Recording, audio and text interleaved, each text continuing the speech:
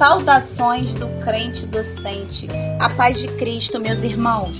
Está no ar o CDcast, o podcast da sua lição bíblica. Eu sou a professora Daiane Cavalcante e estamos estudando a revista A Justiça Divina, da editora CPAD. Antes de adentrarmos a lição, eu gostaria de pedir a você que nos acompanha neste momento que você divulgue o trabalho realizado pelo crente docente. Para isso, se inscreva no nosso canal, deixe o seu like, acione o sininho para ficar por dentro das nossas novidades. E neste momento eu também gostaria de agradecer primeiramente a Deus por essa oportunidade de estar falando da sua palavra. E ao crente docente, muito obrigada pelo convite. Que Deus abençoe este projeto incrível. Sem mais delongas, vamos adentrar a nossa lição. A lição de hoje que iremos estudar é a lição 6. A verdade prática da lição vai dizer o seguinte: os agentes do juízo divino revelam que a responsabilidade humana é pessoal.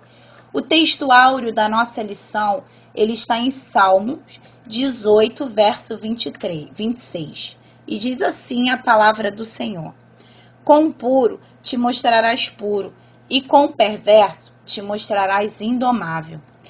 Nós vemos que, assim como as virtudes humanas, elas devem ser um reflexo das virtudes divinas que provém do céu, as virtudes humanas, quando praticadas pelos homens, elas vão abrir o caminho para Deus nos proporcionar mais favores. De outro lado, meus irmãos, quem rejeita a prática das virtudes, nada deve esperar da parte de Deus, senão uma prova de sua própria falta de ternura, padrão que escolhera para o seu modo de vida na terra. Por isso que, com o perverso, te mostrarás indomável, ou seja, não alcança a justiça do Senhor. Nós vamos ver no decorrer da lição que a justiça é um atributo de Deus e ela é absolutamente perfeita. Na introdução, nós vamos abordar um pouco sobre o capítulo 14, que ele faz parte da nossa leitura bíblica em classe. Nós vamos ver que Ezequiel, ele vai registrar pelo menos 3 vezes uma comitiva de anciãos a Israel. No capítulo 14, verso 1, vai dizer assim a palavra do Senhor: e vieram a mim alguns homens dos anciãos de Israel, e se assentaram diante de mim. Então Ezequiel aqui, ele está registrando uma comitiva de anciãos. Eles também são identificados como os anciãos de Judá, e eles foram consultar o profeta. Foi justamente quando esses anciãos estavam sentados diante de Ezequiel que vieram da parte de Deus os discursos registrados no capítulo 14, que nós vamos nos debruçar. Se a profecia veio no contexto da reunião, é possível que o objetivo dessa consulta tenha sido a busca de um oráculo da parte de Javé. Mas tudo indica que o discurso da primeira parte deste capítulo, que vai do verso 1 ao verso 11, seja uma repreensão a esses anciãos. Então vamos adentrar aqui a nossa leitura bíblica em classe. O verso 12 do capítulo 14 diz assim: veio ainda a mim a palavra do Senhor dizendo. Então, nesse segundo bloco, nós vemos que o Senhor trouxe outra revelação. Nós vemos que no verso 1 veio a palavra, no verso 2, Ezequiel vai dizer que veio a ele a palavra do Senhor, e aí Deus dá uma instrução a Ezequiel, e nós vamos ver que no verso 12, novamente, o Senhor vai revelar algo a Ezequiel. Verso 13, vem a revelação de Deus a Ezequiel, e Deus vai dizer assim a ele: filho do homem, quando uma terra pecar contra mim, gravemente se rebelando, então estenderei a mão contra ela e tornarei instável o sustento do pau, e enviarei contra ela fome e arrancarei dela homens e animais. Nós vamos ver, meus irmãos, que o discurso profético nos versículos 12 a 20 tem a sua abrangência estendida para outros povos, locais e épocas, e não se restringe a Israel, como nos versículos finais do capítulo 14, os versos 21 a 23. O oráculo ele se inicia de uma forma tradicional nos profetas de Israel, qual seja, a palavra do Senhor veio a mim. Essa expressão ela vai aparecer reiteradas vezes no Antigo Testamento, e especialmente em Ezequiel. Nós vemos também que o mesmo irá acontecer com Jeremias, com Isaías, em Isaías 38, verso 4. O profeta Zacarias também, ele vai trazer que a palavra do Senhor veio a mim, em Zacarias 6, verso 9, e também sem contar os profetas orais, como Samuel, em 1 Samuel 15, 10, Natã, em 2 Samuel 7, 4, Gade, que também vai trazer em 2 Samuel 24, verso 11, e Elias, em 1 Reis 21, 17.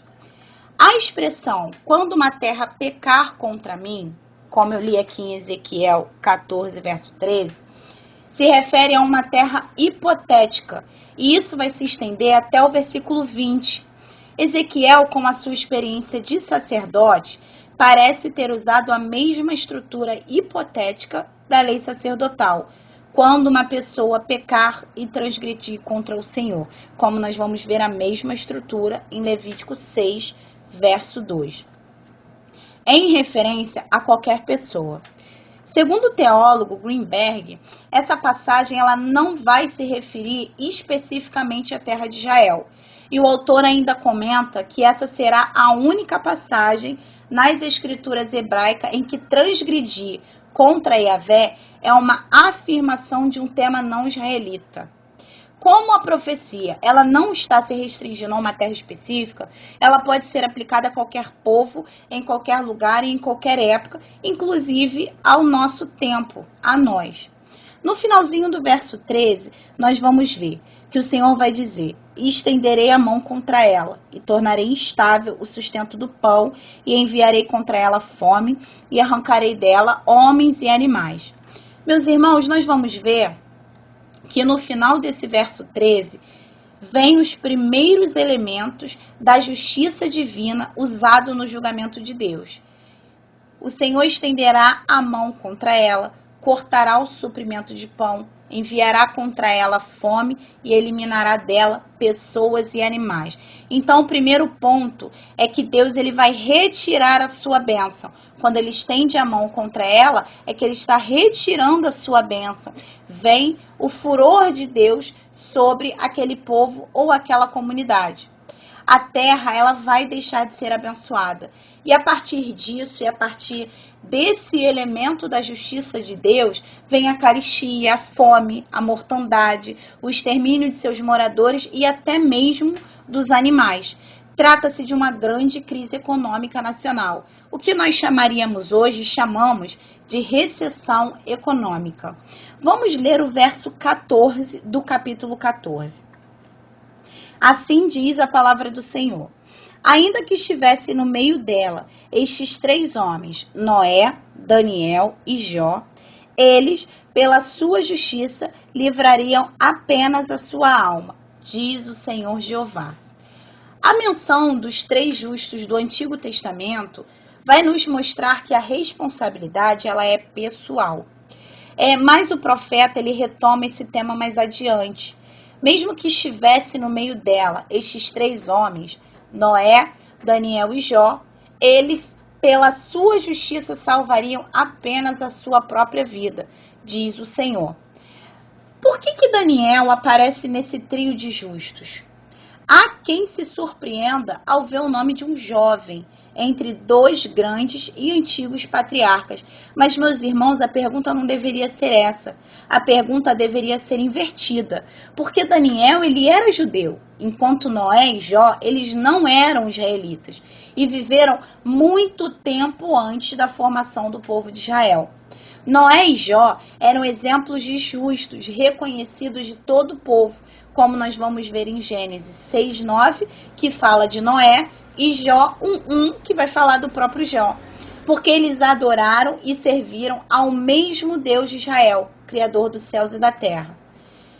nós vamos ver que somente a justiça de Cristo ela se estende a todos os pecadores que creem. Insta salientar que o profeta Daniel ele era contemporâneo de Ezequiel na Babilônia e ministro da corte de Nabucodonosor. Isso nós vamos ver em Daniel 2, verso 48. A reputação pela sua fé e sabedoria se espalhou rapidamente entre os exiliados da Babilônia. Vamos agora fazer a leitura dos versos 15, 17 e 19. Assim vai dizer a palavra do Senhor no verso 15. Se eu fizer passar pela terra nocivas alimárias e elas a assolarem, que fique assolada, e ninguém possa passar por ela por causa das feras. Verso 17. Ou se eu trouxer a espada sobre a tal terra e disser, espada, passa pela terra, e eu arrancar dela homens e animais. E o verso 19. Ou se eu enviar a peste sobre a tal terra e derramar o meu furor sobre ela com sangue, para arrancar dela homens e animais. Nós vemos nessas três passagens que são apresentadas as formas de julgamento divino. Existem inúmeras formas de Deus castigar o desobediente e contumaz, que se recusa a ouvir a palavra de Deus. Ele faz isso com animais selvagens, como nós vemos aqui no verso 15, ou com espada sobre a terra. Ou ainda no verso 19, Deus ele envia pestes. Então aqui nós vemos exemplos e são apresentadas as formas do julgamento divino. Nos versos 16, 18 e 20, vamos fazer a leitura da palavra de Deus. Ainda que estes três homens estivessem no meio dela, vivo eu, diz o Senhor Jeová, que nem a filhos, nem a filhas livrariam, só eles ficariam livres, e a terra seria assolada. Verso 18, ainda que aqueles três homens estivessem nela, vivo eu, diz o Senhor Jeová, que nem filhos, nem filhas livrariam, mas eles só ficariam livres. E o verso 20, ainda que Noé, Daniel e Jó estivessem no meio dela, vivo eu, diz o Senhor Jeová, que nem filho, nem filha eles livrariam, mas só livraria a sua própria alma pela justiça.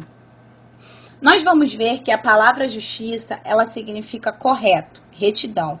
E no que se refere à justiça de Deus, tanto em teologia como nas escrituras, é um atributo divino definido em conformidade com a sua lei moral e espiritual, em harmonia com a santidade e a natureza de Deus. Houve situação em que a justiça do justo foi aceita por Deus em favor de outras pessoas, ou seja, um justo intercedeu a ponto de outros alcançarem a salvação, como nós vamos ver quando Noé intercede pela sua família, Abraão por Abimeleque, Jó quando intercede pelos seus amigos, Moisés e Samuel quando intercede pelo povo de Israel e pela sua família, e Daniel quando ele intercede pelos seus amigos. E nós hoje continuamos a interceder pela salvação dos pecadores e pela obra de Deus, e precisamos interceder também uns pelos outros. Nós vamos ver que na parte final do capítulo 14, dos versos 21 a 23, que é a segunda parte dessa profecia, ela já é específica e é dirigida a Jerusalém, e também vislumbra o livramento para alguns dos remanescentes do povo, como vai tratar o verso 23. Vamos adentrar ao primeiro tópico da nossa lição. Tópico 1, sobre a identificação do juízo divino. Quando nós fazemos uma leitura atenta dos profetas do Antigo Testamento, isso vai nos ajudar a compreender as ações de Deus concernentes à retribuição do pecado. O ponto 1 do tópico 1. O discurso profético. À luz das Escrituras, ficamos sabendo que a ira de Deus ela nunca acontece sem uma justa causa e nem mesmo sem um prévio aviso. Nós vamos ver em Amós 3,7. O que isso quer dizer? Que quando a justiça de Deus ela vem, o Senhor ele já avisou ao povo, à comunidade. O Deus de Israel, ele procede dessa maneira porque o nosso Deus, ele oferece oportunidade de arrependimento. E aí nós vamos ver isso em diversas passagens da Bíblia, como, por exemplo, em Jeremias 3,14, 38, capítulo 38, versos 17 a 18. O perdão divino, ele vem com o arrependimento, como nós vemos que aconteceu na cidade de Nínive. Aí os irmãos podem ler em Jonas 3. Mas o tempo dessa oportunidade já havia expirado para Jerusalém. A vontade de Deus é abençoar o seu povo e restaurar a sua herança. Mas como ajudar quem não quer se ajudar? Por isso, o castigo é inevitável e trata-se de uma questão de justiça e santidade.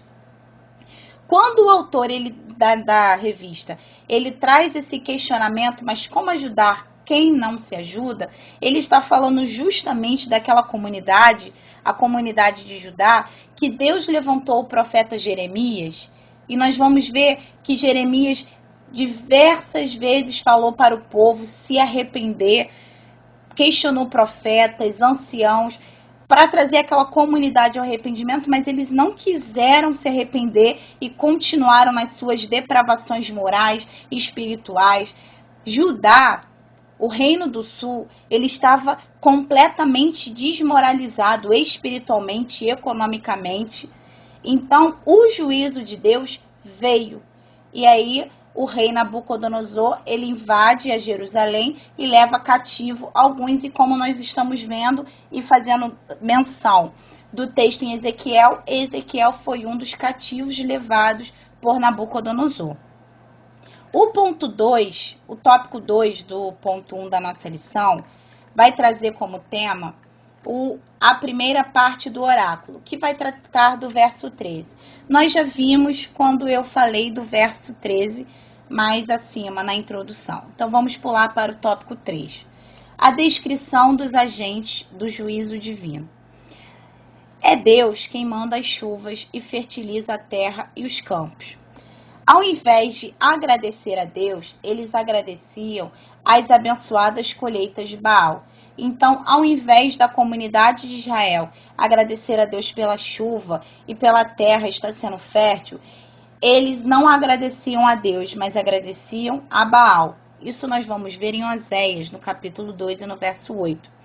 A seca, quando Deus envia a seca, era um sinal visível do castigo divino, porque Deus estava mostrando que é Ele quem fornece a chuva, é Ele quem fertiliza a terra. A espada, linguagem figurada para designar a guerra, também resulta em fome e peste. A fome é uma referência à escassez de alimento, provocada pela destruição da produção agropecuária. E a peste é o resultado da epidemia causada pelas mortes no campo de batalha. Mas no verso 21, o profeta acrescenta ainda a figura de 4 animais ferozes, que é a espada, a fome, as nocivas animárias e a peste. Então nós vemos que no verso 21, o oráculo inclui Jerusalém como destinatária final dessa profecia, de modo que podemos afirmar que essa palavra profética é para qualquer nação e época. Sinopse do tópico 1. Deus não executa o seu juízo sem uma justa causa, nem mesmo sem um prévio aviso. O nosso Deus é justo e misericordioso. Então vamos adentrar ao tópico 2, sobre a petição que Deus não atende. Nós encontramos em Jeremias e Ezequiel 2 situações hipotéticas de orações intercessórias de justos que Deus não atende. Ponto 1 do tópico 2. Exemplo de intercessão pelo pecador. Deus aceitou poupar as cidades de Sodoma e Gomorra, atendendo à oração intercessória de Abraão. Isso, meus irmãos, se houvessem pelo menos 10 justos em Sodoma. Nós vamos ver em Gênesis capítulo 18. Moisés e Samuel, que foram 2 baluartes de Israel, foram atendidos nas petições em favor do povo, nos casos de pecado e rebelião. Deus perdoou o povo israelita reiteradas vezes.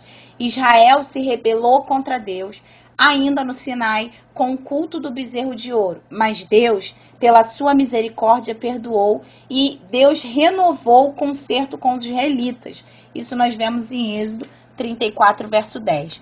Inspirados nessa experiência dos homens de Deus, é que oramos uns pelos outros e intercedemos pelos pecadores para que eles também se arrependam e venham a Cristo. Ponto 2. Um castigo inevitável. As reiteradas rebeliões dos filhos de Israel, ao longo de sua história, desde a peregrinação no deserto, levaram a nação a uma apostasia generalizada. Chegou a um ponto em que não havia mais retorno. E aí nós vamos ver em 2 Crônicas 36. As escrituras mostram que há situações em que Deus se recusa a perdoar a nação e até mesmo pessoas, como é o caso que aconteceu com Saul. Vamos ler 1 Samuel 16:1? Assim diz a palavra do Senhor. Então disse o Senhor a Samuel: até quando terás dó de Saul, havendo eu o rejeitado, para que reine sobre Israel? Enche um chifre de azeite e vem, e enviar-te-ei a Jessé, o belemita, porque dentre os seus filhos me tenho provido um rei. O profeta Jeremias, ele intercedeu pelo povo também, em Jeremias 14:21. Jeremias disse assim: não nos rejeite por amor do teu nome, não abatas o trono da tua glória, lembra-te e não anules a tua aliança conosco. Mas Deus, ele endureceu o coração e ainda endureceu a sua resposta ao profeta, afirmando que nem mesmo Moisés e Samuel seriam atendidos se orassem em favor de Judá. Jeremias 15:1, Deus vai dizer o seguinte a Jeremias: disse-me, porém, o Senhor: ainda que Moisés e Samuel se pusessem diante de mim, não estaria a minha alma com este povo. Lança-os de diante da minha face e saiam. Quando nós lemos esse texto, nós podemos achar assim, um tanto severo o que Deus está dizendo.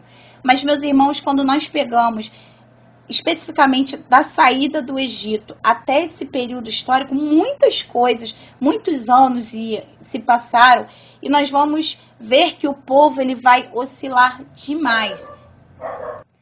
Quando nós vamos ver que Moisés morre, Josué assume e o povo ele de fato entra na terra prometida, logo após a morte de Josué, vai se instaurar o período dos juízes sobre aquela comunidade de Israel. E aí nós vemos que Israel ela vai entrar num ciclo de afastamento de Deus, entrada do pecado na nação. E aí eles vão sofrer por conta desse pecado, eles vão se arrepender. Eles se arrependendo, eles oram a Deus pedindo livramento.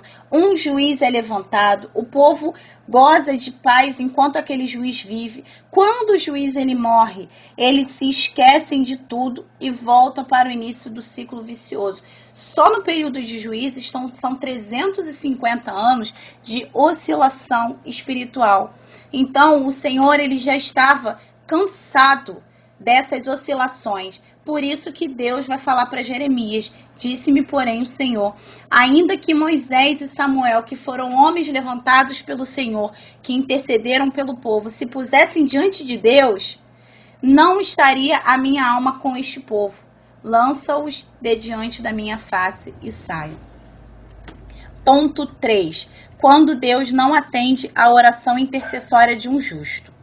A Bíblia nos ensina que a oração feita por um justo, ela pode muito em seus efeitos. Tiago 5,16. Mas quando o pecado ele ultrapassa todos os limites, Deus ele não atende tais orações intercessórias. O pecado para a morte, na linguagem do apóstolo João, em 1 João 5,16. É a apostasia total, tanto individual quanto coletiva, que se aparta da fé e abajura o seu Deus. Isso é diferente do pecador que se arrepende. A apostasia é negar a fé que antes ele defendia. Isso acontecia reiteradas vezes em Israel, como, por exemplo, eu citei o caso dos juízes, que foram ali levantados 12 juízes, e no período que aquele juiz ele estava reinando, vivo, ele julgava, melhor dizendo, a causa daquele povo havia paz, mas quando aquele juiz morria, o povo se afastava do Senhor e se apostatava da fé. Então nós vemos que no período final do reino de Judá, não havia mais remédio senão o juízo divino sobre a cidade de Jerusalém, que é como nós estamos vendo quando Deus revela a Ezequiel os juízos que haveriam de vir. Sinopse do tópico 2. Na Bíblia, encontramos exemplos de orações intercessórias de justos que Deus não atende.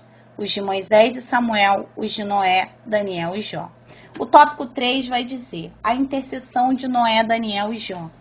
Estava chegando o tempo em que nem com a intercessão de Moisés e Samuel o povo seria poupado. Ezequiel, ele refutou o imaginário popular de que Deus ele é obrigado a tolerar o pecado do povo por causa dos justos da cidade. Ponto 1 do tópico 3. Por que Deus rejeitou os profetas? A geração dos profetas Jeremias e Ezequiel conhecia o relato da destruição de Sodoma e Gomorra. Se apenas 10 justos são suficientes para Deus poupar a cidade, por que destruiria Jerusalém com um número maior de justos? Essa era uma das razões pelas quais a maioria não acreditava no juízo divino anunciado pelos profetas. Esse argumento pode explicar por que Ezequiel afirma que, ainda que estivesse no meio delas, esses 3 homens, Noé, Daniel e Jó, eles, pela sua justiça, livraria apenas a sua alma. Esse oráculo está entre os mais severos.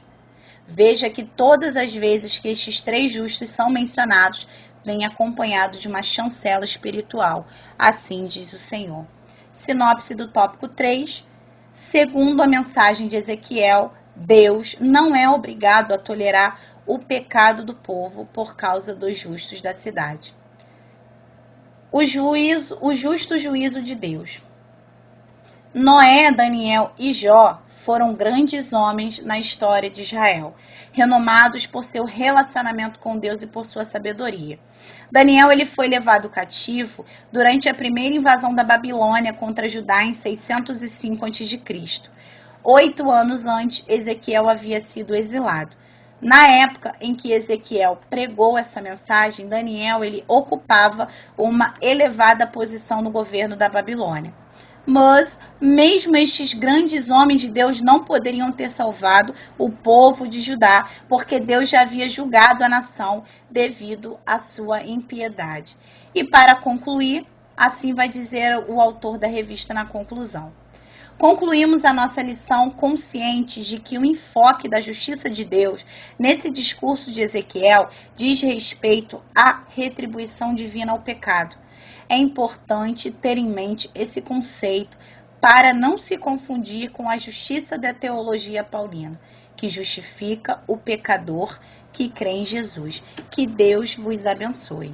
E eu quero agradecer por vocês participarem do nosso podcast e convidar também para vocês seguirem lá no Instagram, o @crentedocente.